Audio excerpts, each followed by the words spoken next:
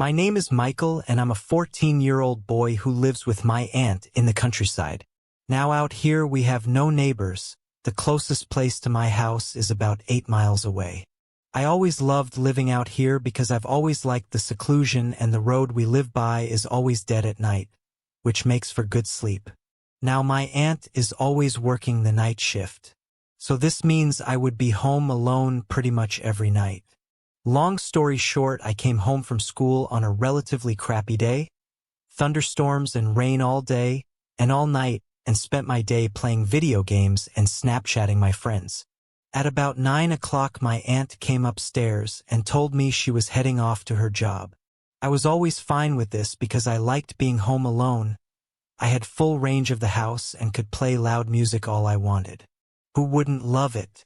At about 11 o'clock, I had started feeling tired and laid down to watch some YouTube and go to sleep. And soon enough, I did.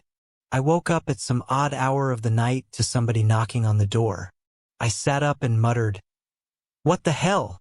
I thought my aunt had got home from the night shift and reluctantly went to go answer the door, and out of habit checked the window beside the door to make sure it was her.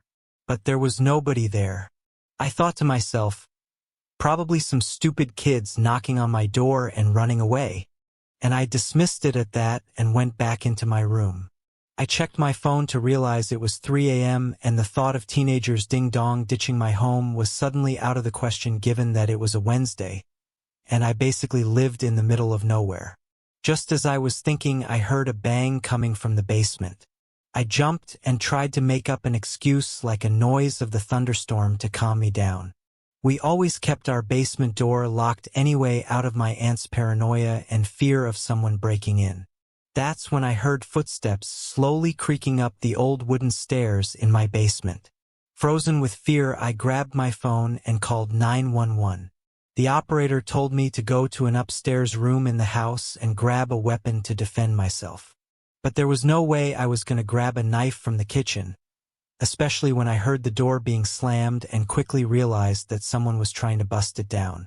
I jumped from my bed and closed my door quietly and hid in my closet like the 911 operator had told me to do. This was easily the scariest moment of my life, but suddenly, the banging stopped.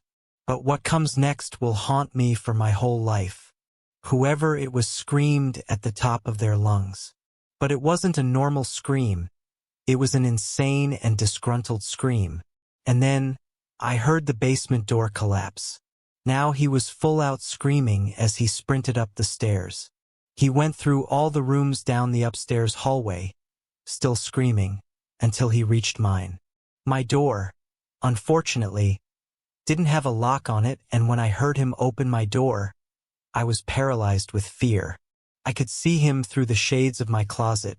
He was still screaming, looking all over my room, even under my bed. But then after trying to hold my breath for too long, I let out a puff of air. He perked up, looked straight at my closet, and slowly walked towards it, no longer screaming. I couldn't even breathe at the moment, especially when he just stopped right in front of the closet door. I could see him through the closet, and he had the biggest smile I had ever seen. As soon as he slowly reached for the closet door knob, there was a loud bang at the door and somebody yelling, "Police!" The man quickly ran and tried to run out my window but failed. As soon as I saw the police tackle him, I instantly ran out of the closet and outside, now realizing that was a stupid move on my part. After a couple of minutes, I saw the police bring the man out in cuffs, but on the way to the car, he stared at me with the biggest smile and the craziest eyes I had ever seen. Watching him ride away with the police was the greatest moment of my life. But what still haunts me today is the face he made as he was standing in front of my closet door, ready to do something horrible.